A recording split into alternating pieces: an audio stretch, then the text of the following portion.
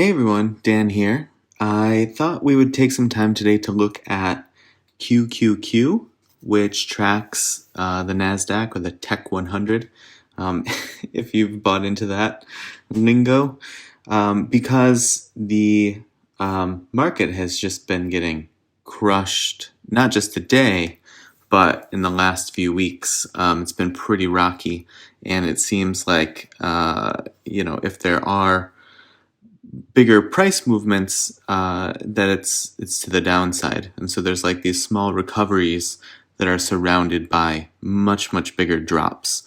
And so I wanted to look and see sort of like what we can look for, what we can expect, in terms of whether the drop keeps dropping or if we get a recovery, what that could look like. I would ask that if you enjoy this video or any of my other videos that you hit the like and subscribe button. It helps a ton. And if you want to follow me on Twitter, I'll put that in the description below. So let's get to it.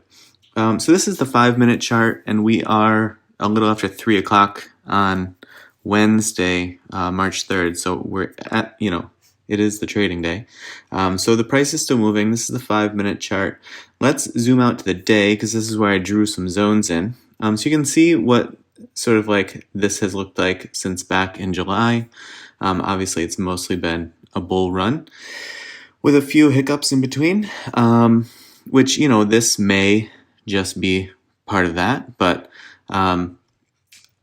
there's a lot of like larger drops happening in the market, meaning there's a lot of growth stocks that have gotten pumped up, that because the NASDAQ is getting hit so hard, they're falling, like 5, 10, 12% a day for like several days, with a few steady or green days in between, but the overall trend is pretty challenging. So to sort of like show what I have drawn up here, so obviously we're in this yellow box right now. I drew this before we entered the yellow box, because that starts at about 310.28 is the top of that yellow box. Stretches down to like 303, I think. Yeah, like 303. And that to me is sort of like our cautionary zone. Like if we cannot bounce off of this and like bounce pretty solidly, then I think that we could be in for some more pain. And if we do see more pain, I think this red box here, this like 298 down to 293 is our like must hold zone. Obviously, it would be really unfortunate for a lot of the bulls, if we do even get to that zone. But if we cannot get a bounce there, like a true bounce back up, like that was the floor at this point, then I think my biggest fear is that we fall into this white box. And the white box is basically indicating like the top of it here. You can see off to the left, there's all of this price action. There's this topping out. There's this bottoming out. But what this really is looking at is this gap. Like my worry is that we are headed down to fill this gap. If that's the case, then we probably, if we get into this white box, then we're really likely going to stretch to the bottom of the white box, which is about 276. And then, there will be potentially so much panic then that who knows what could happen. But from a chart perspective, we should be okay to then start to retrace and come back up again. But we could, if we get there, we could easily see ourselves back in this sort of like high 260 mark, so like 267, 268. But I'm hoping that that's like worst case scenario and that that's, not what we're going to see. First things first, we're in this yellow box. Let's deal with what's happening in the yellow box before we get too far ahead of ourselves. I do think that if we can bounce off of this yellow box, hold and bounce, that, our first friction point above this is going to be at the 317 mark. But if we can reestablish that as support, we have some good space to get to 324 and then back to 330. And then I think everyone would sort of like be breathing a sigh of relief. Definitely would be looking for it at that point to push to the 340, just so that we don't double top at this 338 19 level. So that's sort of like the next risk if we get a bull run back. But again, if tomorrow or even tomorrow and Friday end up like green days, even if they're like pretty solid green days, I would still be careful out there because there's a lot of selling pressure in the market right now. I think people are really on edge for a variety of reasons, and other folks talk about those things. I'm just going to focus on the charts.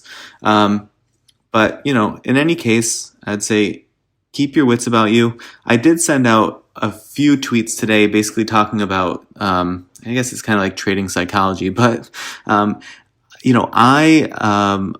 cut a couple of my positions today. I cut my CRISPR and my NNDM long positions because to me they were just getting into these intolerable zones where even if I buy back in at a higher price, it's worth me having the capital that they were tying up back into my account so that I can find good plays and work with those to build my account back up for any losses that NNDM or CRISPR had caused. So sometimes you're not going to make the money back in the stock that caused you to lose that money in the first place, and that's okay. Even if you think that there's huge upside potential, to me, like it's the feeling of hitting the stop loss and cutting a position. The anticipation of it feels much worse than what actually happens after the selling is done. So after I close out those positions, I actually feel a huge sense of relief. I don't have to worry about that ticker anymore. I can sort of like set a couple of alerts and say, okay, when it reaches this price, let me get an alert, because then I'll think that it's sort of like coming back and recovering a little bit. So just something to keep in mind as you're trying to figure out what to do with various positions. And I know a lot of people bought the dips as we've been continuing to dip, and so they're averaged down quite a bit. But again, just keep in mind, it's all about capital allocation and not getting your capital tied up day after day after day and losing positions. Sometimes it's best to just take the loss and then find some winning positions, because they're certainly out there. And I'm going to put out a video, hopefully later today, if not tomorrow, about things that you can do when the market is struggling, like we've seen the last couple of weeks. Things that you can do to help sort of like mitigate your risk, and tickers that you can buy into that actually go up while the market's going down, so that you have that tool in your toolbox. All right, that's enough of my soapbox. I just wanted to say, stay strong out there, make the best decisions that you can. It's challenging for everyone at this point, but good luck.